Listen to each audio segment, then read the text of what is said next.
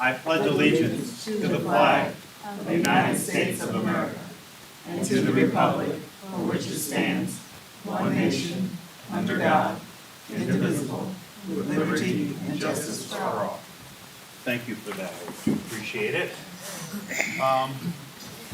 We did have discipline, but we do not have a result for it, so we will not have motions for discipline for final say on the discipline. Therefore, we will also amend the agenda. We're going to agenda the amenda, and Mr. Dyslexia, and we're going to have deliberations after this meeting. We're going to go back into closed session. So, and then we will come back into closed open session for only the motions of discipline. Okay, so there'll be no, we're not going to approve another track or anything like that at 9:30, so no one knows. Can we do that? We can't do that. Anyway, we're not going to do that. So we're going to amend the agenda and go back into closed session after our regular meeting. Any questions on that? Any additions?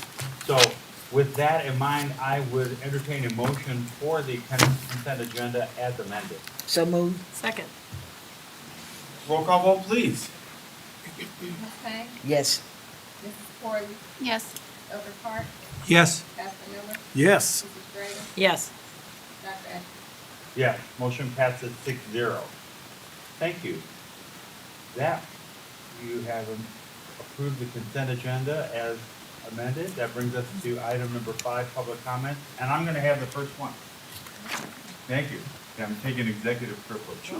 Okay, I was going to say this before. I just want to take a moment to thank the DEA and our board members for coming to a tentative agreement on the contract.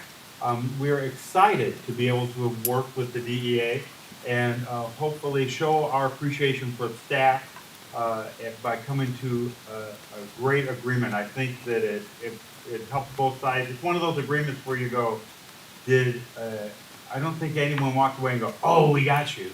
I think it was a great agreement for our staff, and we're more than willing to show our appreciation as a board for everything that they have to do and the hard work that the DEA has done to get that agreement. We were here several nights quite late, and we've been doing it for a while, but I think it was worth all the work. So we certainly appreciate that. Is there anything you'd like to add? Ditto. Okay, I like ditto. With that, so thank you, Alan.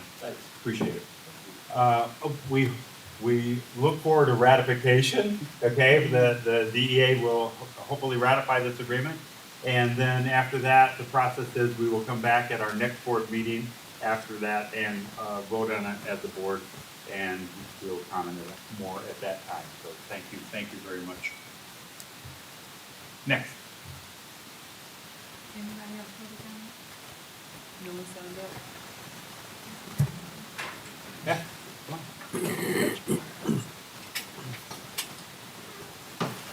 Yeah. Thank you. Thanks. Good evening, Dr. Pettis, board members. My name is Craig Barr. I'm very fortunate to be both here at South Bluff Elementary during this exciting time. Since the first time since we became Upper Elementary, we brought back competitive sports to South. And I'm here tonight to invite you all to our second competitive home game of the season with our South Lady Spartans tomorrow night at 5 p.m. I'd like you to come to see the atmosphere that we're trying to build. Consider the bringing in our gym, annex room, and what the improvements that went for a lot. We're all very excited, very happy to have this. We'd love to have you guys. Be there at 5 o'clock. 5 p.m. Okay. Thank you. 5 o'clock. You don't have anything to do. There's also thank you very much, a play going on at the high school at 7 tonight and tomorrow. So if you catch that, what is the play? The Diviners. Yeah. So that's where Mrs. Halloran is. So thank you. Was I supposed to rat on her? Okay, well, too bad.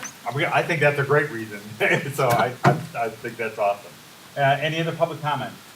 Seeing none, that brings us to item number 6. Approval approval of our travel expenses. Ooh, this seems self-serving on our part. Do I have to request myself? Okay, who's gonna do it then? Just a motion that we approve? Okay, I would entertain a motion for the approval of our travel expenses for the, joint annual conference to be held in November, 16th to the 19th this year in Chicago. This is the, state school board convention that we, routinely go to, and, that's what we're having to approve this evening, or pre-approve. And we didn't know last year. Some of us did. Well, as a board, remember the time. Yeah, a couple of us want Three. to further our education. May I have a motion for the approval of this, please? I move we approve. Second. I have a motion and a second. I have 8 motions, so you may pick. Any questions or comments? Seeing none, roll call vote, please. Elder Clark, Yes. Mrs. Schrader, Yes. Ms. Payne, Yes. Mrs. Corby, Yes. Dr. Miller, Yes. Dr. Adams. Yes, motion passes 6-0. Thank you very much. Bring us to item number 7, policies. A wellness policy, something I could always use. Here comes the wellness policy committee, only a couple of you, because it was a big committee. Good evening, Board of Education, Dr. Geddes. I'm Zena Pujelda, Director of Food Service. I am one of 3 co-chairs for the wellness policy.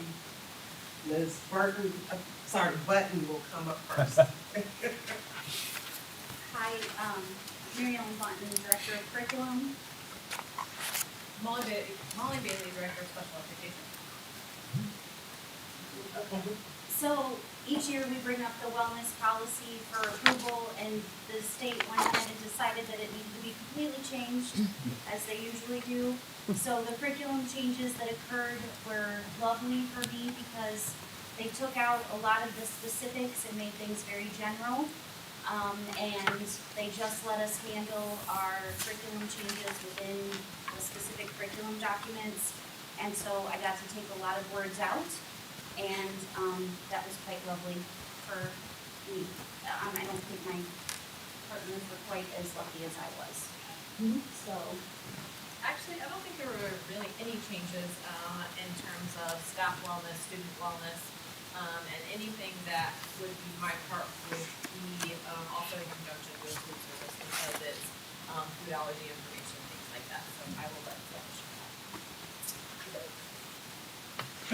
For food service, we added some specific information regarding school nutrition, with details on what and how it's served, how we're providing more marketing in the cafeteria and throughout the district. We talked about the reduced nut zone and how we attack the top 9 allergens, and then the collaboration between special education and food service on identifying and servicing the student with the various allergies. So those are the changes outside of the regular policy. Thank you. So what would you like us to do with this? Would you like us to approve it? First reading. Pardon me? Just First reading? Oh, well, thank you for that. Do we have any questions? I do have a question. And this is just anecdotal. And we were just talking about this the other day about the peanut allergy, and we're anecdotally, we old people we were loaded in peanut butter in every room, and every lunchbox had peanut butter.